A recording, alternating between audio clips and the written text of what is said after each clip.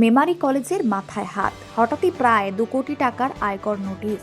নেপথ্যে কি প্রাক্তন অধ্যক্ষ দেবাশিস চক্রবর্তীর গাফিলতি? মেমারি কলেজ একসময়ের শান্ত শিক্ষাঙ্গন, কিন্তু সম্প্রতি যেন একের পর এক বিস্ফোরণ। প্রশ্ন উঠছে, মেমারিতে আসলে কি হচ্ছে? কার নজর লাগলো প্রাণীর এই শহরে? বিতর্কে পিছু ছাড়ছে না মেমারি কলেজের সদ্য প্রাক্তন অধ্যক্ষ ডক্টর দেবাশিস চক্রবর্তী।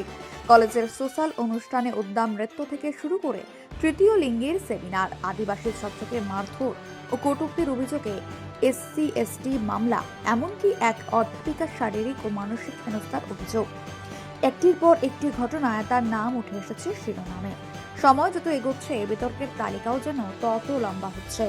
আর এবার সামনে এলো এমন এক তথ্য যা শুনে চমকে উঠেছে কলেজ কর্তৃপক্ষই নয়, গোটা মেমারি। আয়কর দপ্তর থেকে মেমারি কলেজের ঠিকানায় পাঠানো হয়েছে 1,77,98,069 টাকার নোটিশ। নোটিশের তারিখ 10 ডিসেম্বর 2025। চিঠি হাতে পেয়েই কার্যত মাথায় হাত পড়েছে কলেজ কর্তৃপক্ষের। প্রশ্ন একটাই, এই বিপুল টাকা আসবে কোথা থেকে? কলেজ সূত্রে জানা যাচ্ছে, এই আয়কর জটের পেছনে রয়েছে দীর্ঘদিনের অবহেলা। 2016 সালের অগস্ট থেকে 2024 সালের মার্চ, এই সময়কালের কর বকেয়া ছিল প্রায় 53,81,000 টাকা। আনুষঙ্গিক চার্জ যোগ হয়ে অঙ্ক দাঁড়ায় 62 লক্ষেরও বেশি। কিন্তু এখানেই শেষ নয়। আয়কর আইনের ধারায় গাফিলতির অভিযোগে কলেজকে গুনতে হবে আরও 1,16,71,884 টাকা জরিমানা। মোট অঙ্ক প্রায় 2 কোটি টাকা। আর এখানেই ঘুরছে সমস্ত সন্দেহের তীর প্রাক্তন প্রিন্সিপাল ডক্টর দেবাশিস চক্রবর্তীর দিকে। কলেজের অন্তর্মহলের খবর অনুযায়ী 2015 এবং 16 আর্থিক বছরে প্রায় 5,34,00,000 টাকার একটি লেনদেন উঠে আসে আউট রিপোর্টে। এই ভিত্তিতেই 2022-2023 সালে আয়করের মূল টাকার চেয়ে চিঠি পাঠানো হয় কলেজে। অভিযোগ, তখন থেকে বিষয়টি নিয়ে কার্যত উদাসীন ছিলেন তৎকালীন অধ্যক্ষ। তবে কি এই অবহেলার মাসুল গুনতে হবে আজকের মেমারি কলেজকে? এই আয়কর দপ্তর নোটিশ পাঠিয়েছে, আমরা পেয়েছি ডিসেম্বরে।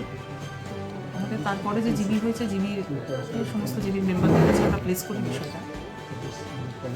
মূলত বিষয়টা ঘটেছে এটা 17-18 অ্যাসেসমেন্ট পিরিয়ডে, কিন্তু নন কমপ্লায়েন্স ঘটেছে কলেজের পক্ষ থেকে। অনেকবার ওরা নোটিশ করেছে, রিটার্ন সাবমিট করতে বলেছে, সোকজ করেছে, কিন্তু কোনোটারই নোটিশ প্রপারলি কলেজ করেনি বলে মূলত বেশিরভাগটাই হচ্ছে পেনাল্টি। এটা একটা বড় ধাক্কা। আমরা এই মুহূর্তে আইনের দ্বারস্থ হয়েছি, যেভাবে একজন CA অ্যাপয়েন্ট করা হয়েছে কলেজের পক্ষ থেকে। চেষ্টা করছি এই পরিস্থিতির মধ্যে থেকে বেরিয়ে আসার। বুঝতেই পারছেন, একটা কলেজের জন্য এটা তো খুব বড় একটা চাপ, আর্থিক চাপ দিতে হয়। তারা অবশ্যই কলেজ ফান্ড থেকে দিতে হবে, কিন্তু আমরা অ্যাপিলে গেছি। বিষয়গুলো নিয়ে আগে হলে এত দূর পর্যন্ত হতো না, এরকম অর্ডার ইস্যু হয়তো হতো না। ডিসেম্বর মাসের শুরুতে IT ডিপার্টমেন্ট থেকে মেলটা পাই, একটি ম্যানুয়াল অর্ডার। তো তার প্রেক্ষিতে তখন ওনাকে ডাকার পরে ওনার কাছ থেকে ID পাসওয়ার্ড ইত্যাদি নিয়ে সমস্তটা দেখে দেখা যায় যে প্রায় 17টা মতো এই প্রসঙ্গে আয়কর ডিপার্টমেন্ট থেকে এসেছে। একটি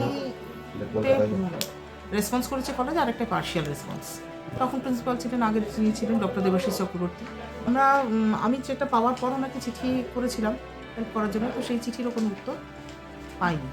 মঙ্গলবার দুপুরে বর্তমান টিচার ইনচার্জ ডক্টর জয়তী চক্রভট্টাচার্য বলেন, এই বিপুল অঙ্কের টাকা এখনই আয়কর দপ্তরকে দিতে হলে মেমারি কলেজ মারাত্মক আর্থিক সংকটে পড়বে।